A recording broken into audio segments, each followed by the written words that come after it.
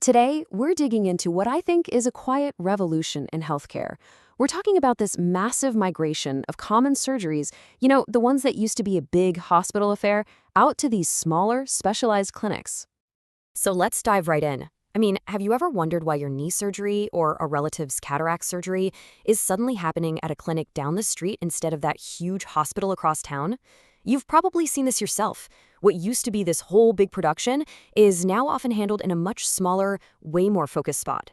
And trust me, this isn't just a small trend. It's a fundamental reshaping of where and how we get surgical care. And the place where all these surgeries are migrating to, it's called an ambulatory surgical center, or an ASC for short. Just think of them as these super specialized, highly efficient clinics. They're built for literally one purpose: to get you in for your procedure and back home, recovering in your own bed, all on the same day. And right now, their growth is just off the charts. Okay, so the big question is why? Why are these centers suddenly taking over procedures that hospitals have been doing for, forever? Well, the official story, the promise of these ASCs, it's pretty compelling. They're supposed to be a win-win, right? Cheaper, faster, better for everyone. And let's be clear, this is not some small niche market. We are talking about a $90 billion global industry. 90 billion. To put that into perspective for you, that's more than the entire yearly revenue of a giant like Starbucks.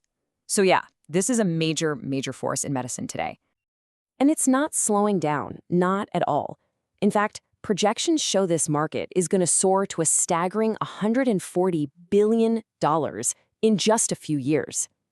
That kind of explosive growth is a huge signal that this migration, it's just getting started.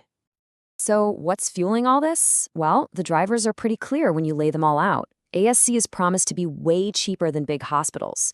For patients, it's super convenient, right? Easier scheduling, and you get to recover at home. And they're just incredibly efficient because they're so specialized, there are no ER interruptions to bump your surgery. You mix all that with huge advances in minimally invasive tech and, an aging population that needs more of these routine procedures, and you've got yourself a perfect storm for this kind of growth.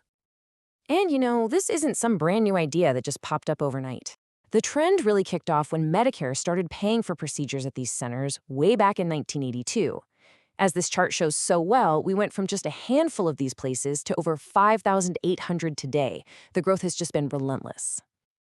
All right, let's talk about the money. How does this all translate to the bottom line?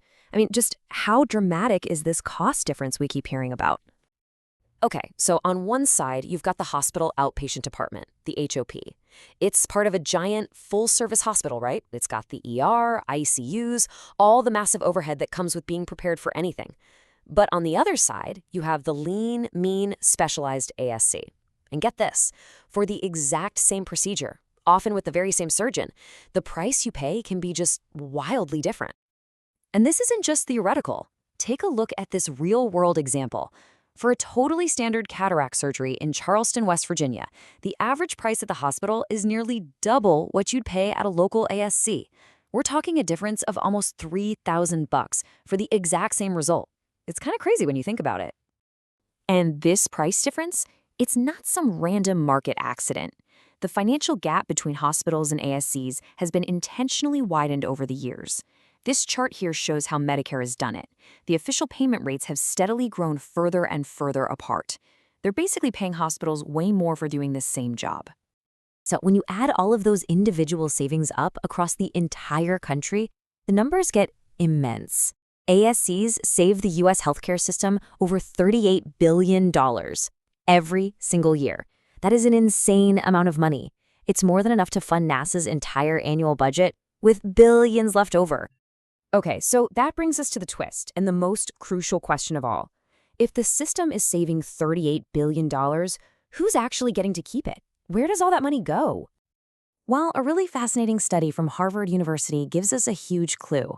Researchers basically put a magnifying glass on one state, Missouri, right after it deregulated ASCs, which meant a ton of new ones could open up. They followed the money to see who benefited, and the results? They're pretty surprising. So, here's the breakdown.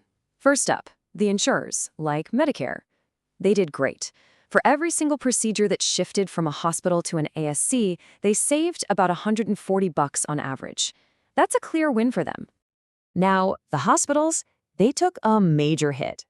They lost all those profitable routine surgeries, and their revenue, just in that one state, dropped by $35 million a year. Ouch.